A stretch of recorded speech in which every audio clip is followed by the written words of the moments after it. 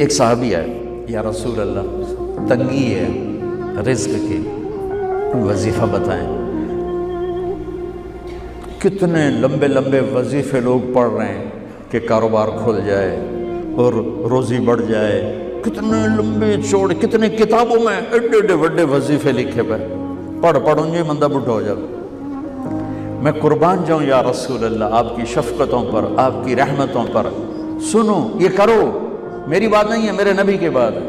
تجربے کی وجہ سے کرو گے تو کچھ نہیں ملے گا، یقین سے کرو گے تو دروازے کھلتے دیکھو۔